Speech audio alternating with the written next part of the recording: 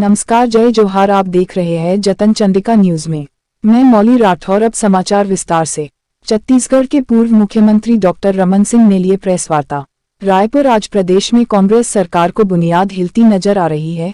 मुख्यमंत्री भूपेश बघेल के बयानों में परिवर्तन और बौखलाहट यह स्पष्ट संकेत हैं कि अब इस कांग्रेस सरकार का दोहरा चरित्र जल्द ही उजागर होने वाला है। कल मुख्यमंत्री भूपेश बघेल जी ने चिटफंड और नान मामले की जांच के लिए ईडी को 6 पन्नों का पत्र लिखा है। इस पत्र में उन्होंने 2015 में एसीबी की जांच का हवाला देते हुए प्रश्न चिन्ह लगाए हैं। मैं मुख्यमंत्री भूपेश बघेल जी से पूछना चाहता हूं, 4 वर्ष पहले जवाब विपक्ष में थे तब भी इसी तरह बिना तथ्य के झूठे आरोप प्रत्यारोप का कीचड़ उछालकर लगाकर जनता को गुमराह करने की कोशिश करते रहे। आज आप एक महत्वपूर्ण संवैधानिक पद पर है, इसके बावजूद जिम्मेदारी लेने के बजाय आप आज भी सिर्फ और सिर्फ झूठे आरोप लगाने की ही क्षमता रखते हैं। 4 वर्षों से पुलिस शासन व्यवस्था प्रशासन सभी कुछ तो आपके हाथ में है। क्या आप अपने आरोपों को सिद्ध करने के लिए सक्षम नहीं है?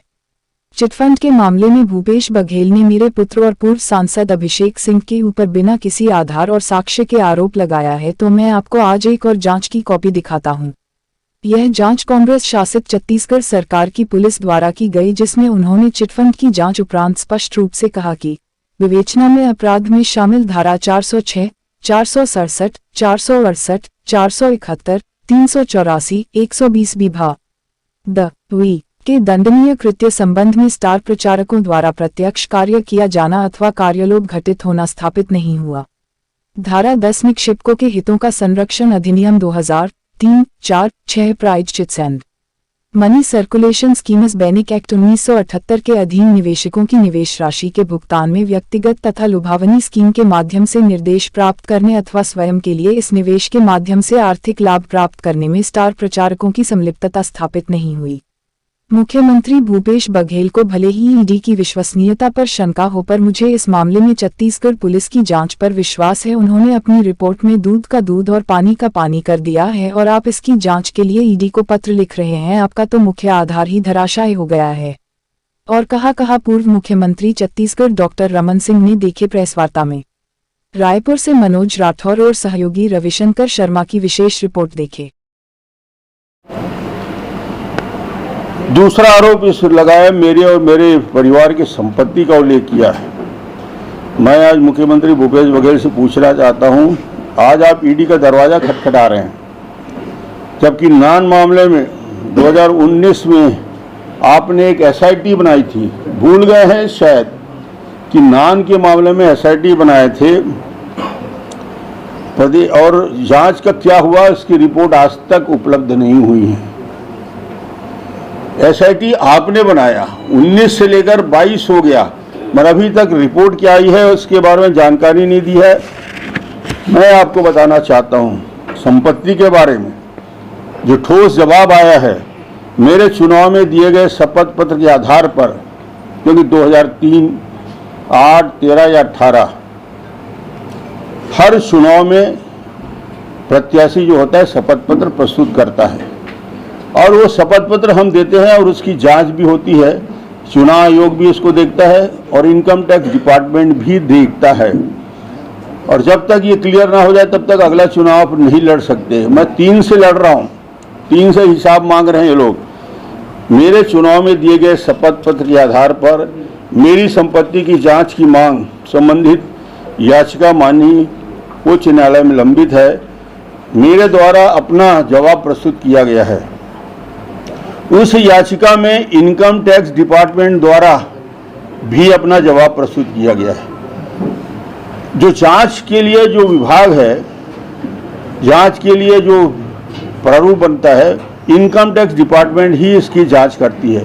इनकम टैक्स डिपार्टमेंट में शपथ पत्र पर बताया है, आईटी डिपार्टमेंट ने बताया है कि 3 से लेकर 18 तक मेरे सभी इलेक्शन एफिडेविट की जांच पूरी हो चुकी है एवं कोई गड़बड़ी मेरे आय के संपत्ति के संबंध में नहीं पाई गई है। आप न्यायालय की प्रक्रिया में, न्यायालय में मामला चल रहा है, आईटी डिपार्टमेंट ने शपथ पत्र प्रस्तुत कर दिया, उसके बाद भी मुख्यमंत्री के पद में बैठा हुआ व्यक्ति झूठा आरोप लगाता है। 3 से लेकर 8, 8 से लेकर 13 और 13 से लेकर 18 ये सब न्यायालय में, हाई कोर्ट में चल रहा है और हाई कोर्ट में शपथ पत्र के द्वारा आईटी डिपार्टमेंट ने, मैंने नहीं, पूरी जांच तफ्तीश करने के बाद आईटी डिपार्टमेंट ने शपथ पत्र दिया है और इसमें कहा है कि कोई गड़बड़ी संपत्ति के लिए। उसके बाद भी भूपेश बघेल जी, आप फिर से दोहरा के, क्या न्याय व्यवस्था और कोर्ट नहीं है देश में? क्या हाई कोर्ट का अस्तित्व नहीं है? क्या आईटी डिपार्टमेंट की जांच की प्रक्रिया को चुनौती देना है तो दीजिए, मगर कोर्ट में, न्यायालय में शपथ पत्र के साथ प्रस्तुत किया गया है। आपकी पुलिस की एसआईटी में नान और चिटफंड के मामले में जांच पूरी नहीं हो पाई। जिस जनता के सामने चीख कर नान और चिटफंड की बात आप करते थे, उसकी जांच सार्वजनिक क्यों नहीं करते? मेरा आरोप है, स्पष्ट आरोप है कि नान और चिटफंड में जब आपने एसआईटी बनाया, सरकार ने बनाया, तो उसकी रिपोर्ट आप प्रस्तुत क्यों नहीं करते? क्योंकि मुझे मालूम है कि उसकी रिपोर्ट जब सार्वजनिक कर देंगे तो दूध का दूध पानी पानी हो जाएगा, सत्य सामने आ जाएगा। बहुत सारे पत्र दिखाते हैं, मुख्यमंत्री जी आजकल पत्र लिखने के शौकीन हैं, और ख़ास तौर से नान के मामले में उन्होंने पत्र लिखा है। तो मुख्यमंत्री जी की याददाश्त यदि कमज़ोर नहीं होगी तो ये पत्र भी मैं उनको दिखाना चाहता हूँ। ये पत्र मैंने नहीं लिखा, माननीय प्रधानमंत्री जी, भारत सरकार, कार्यालय साउथ ब्लॉक, पत्र लिखने वाले भूपेश बघेल, टीएस सिंहदेव, और उन्होंने आरोप लगाया है कि भ्रष्टाचार विरोधी अभियान का हवाला देते हुए आपने अनुरोध करता हूं कि छत्तीसगढ़ में पीडीएस नान के घोटाले की जांच सीबीआई ईडी से कराएं, क्योंकि केंद्र सरकार की धनराशि का घोटाला हुआ है। इसका तुरंत सीबीआई ईडी से एफआईआर दर्ज करें और इस मामले में दोनों आईएएस अधिकारी पर रेड करें, गिरफ्तार करें और आगे कार्रवाई करें। क्यों, कौन कौन? दो अधिकारी कौन है? टुटेजा और आलोक शुक्ला। ये पत्र मेरा नहीं है, ये 17 का पत्र भूपेश बघेल जी का। पन्ने पलटते जाते हैं, साल बदल जाता है। भ्रष्टाचार के आरोप प्रधानमंत्री जी के माध्यम से उन्होंने लगाया कि इनको जेल में डाल दो, इनको अरेस्ट कर लो, और वही अधिकारी आज उनके दाएं और बाएं सबसे बड़े पद में बैठे हैं। 4 विभाग है जिनके पास।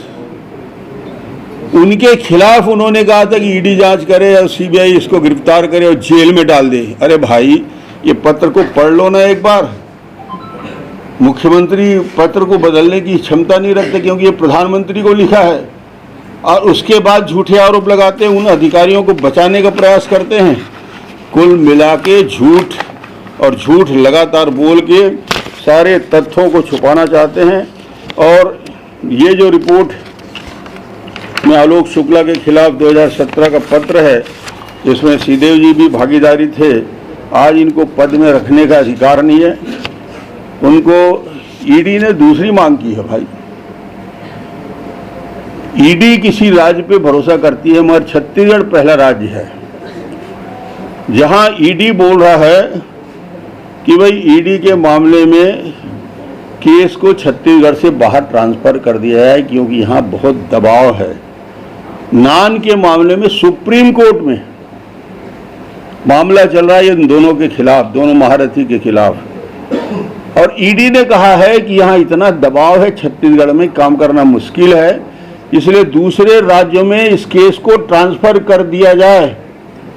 ये आग्रह है, मेरा नहीं है, इन्फोर्समेंट डायरेक्टरेट के ईडी के अधिकारियों का आग्रह सुप्रीम कोर्ट में है। सुप्रीम कोर्ट से निवेदन है जिसका फैसला जल्दी हो जाएगा, और वो चाहते हैं केस यहाँ से बाहर चला जाए ताकि जो अपराधी हैं उनको पकड़ लिया जाए।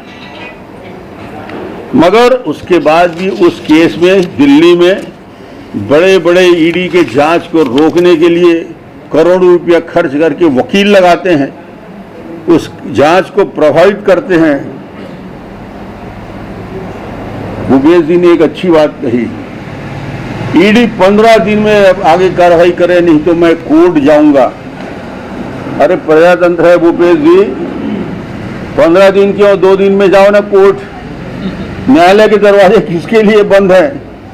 दरवाजे किसके लिए खुले नहीं है? आप जाइए, कोर्ट जाइए, जिस कोर्ट में भी जाना चाहिए, और ईडी को दुहाई देना बंद करिए। कभी ईडी पे आरोप लगाते हो, कभी ईडी को पत्र लिखते हो, कभी उनके खिलाफ केंद्र की एजेंसी होने का काम करते हैं। न्यायालय जाना है तो तुरंत जाना चाहिए। भूपेश जी हर बार चुनौती देते हैं, मानहानि का दावा कर दूंगा, ईडी के पास चला जाऊंगा, ये जाऊंगा, मगर तीसरे दिन वो भूल जाते हैं। उनकी याददाश्त बहुत कमजोर है। मैं इस मामले में कहता हूं कि न्यायालय जाने से 15 दिन का समय क्यों मांग रहे हैं? तुरंत जाएं और तुरंत कार्रवाई करें। इन सारे मामलों में तथ्य बिल्कुल साफ है। झूठ के बुनियाद पर ये पूरी सरकार की व्यवस्था चल रही है। भ्रष्ट अधिकारियों के कंधे पर प्रशासन का नेतृत्व है, जिनके ऊपर खुद मुख्यमंत्री झूठे आरोप लगाते थे। या तो आरोप वापस ले लें, मैंने झूठ बोला था, जिसे उनकी आदत है, और या पूरी बुनियाद इस सरकार की हिल चुकी है। इसलिए मुख्यमंत्री जी इतने ज़्यादा ईडी के केस बनने के बाद सारे अधिकारियों के खिलाफ जांच, सारे बाकी लोगों के खिलाफ जांच, छत्तीसगढ़ को कितना बदनाम करोगे? छत्तीसगढ़ का नाम कभी पीडीएस के लिए छत्तीसगढ़ में जाना जाता था, शांति का टापू जाना जाता था। आज छत्तीसगढ़ के बाहर जाओ तो ईडी और सीडी वाला छत्तीसगढ़ बोलते हैं। भाई, हमारी पहचान बदल गई है। वही छत्तीसगढ़ जहां ईडी का मामला चलता है, सीडी का मामला चलता है, दोनों सुप्रीम कोर्ट में हैं, दोनों के पेशी लग रही है, पूरी शक्ति लगा दी है बचाने के लिए, मगर सत्य छुपेगा नहीं। सच्चाई सामने आएगी, आज नहीं तो कल, फिर उसका जवाब देना पड़े। मुकेश जी, सब प्रश्नों का जवाब देना पड़ेगा, भाग नहीं सकते। जैसे जैसे ईडी के छापे पड़ते हैं वैसे ही उनको लगता है चिट फंड की बात शुरू कर दें, डाइवर्ट करना चाहते हैं, मुद्दे को बदलना चाहते हैं। अरे मुद्दे को डाइवर्ट कैसे करोगे? जो मामला यथार्थ है उसको पूरा करोगे। इसलिए आज मैं कहता हूं कि आप ईमानदारी के साथ अब इस पद में रहने के लायक नहीं है, अपने पद से इस्तीफा देना चाहिए। मैं यही आग्रह करता हूँ। सर, क्या लगता है जिस प्रकार मुद्दे को डाइवर्ट करें, चिट फंड जैसे मुद्दों में 6000 करोड़ का यदि मामला है, भूपेश बघेल कहते हैं तो और बोले थे हम पूरा पैसा वापस कर देंगे। कितना किया भैया? 20 करोड़। पैसा कहाँ गया भूपेश जी? कौन खा गया? किसके ऊपर कार्रवाई हुई? 6000 करोड़ का मामला है, 4 साल हो गए, 4.5 साल हो रहे हैं। सिर्फ और सिर्फ जवानी बातें। आज भी उन्होंने एक ट्वीट किया आपसे थोड़ी देर पहले, और ट्वीट में आप जाता है, छवि खराब करने की कोशिश की जाती है। सिर्फ और सिर्फ उसको भय रहता है। 24 घंटे रात को सोते जगते एक ही आदमी का चेहरा दिखता है।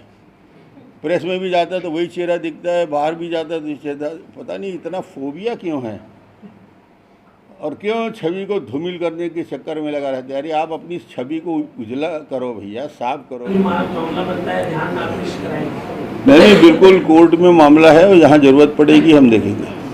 आरक्षण कटौती मुद्दे को लेकर नहीं है क्या? कोई मतलब नहीं। सर, ये आज आईटी की रेट पड़ी है सर दोबारा। अब ये तो श्रृंखला चल रहा है, भ्रष्टाचार में जहाँ जहाँ लिप्त हैं लोग वहाँ जा रहे हैं। मुख्यमंत्री को बोलते हैं कि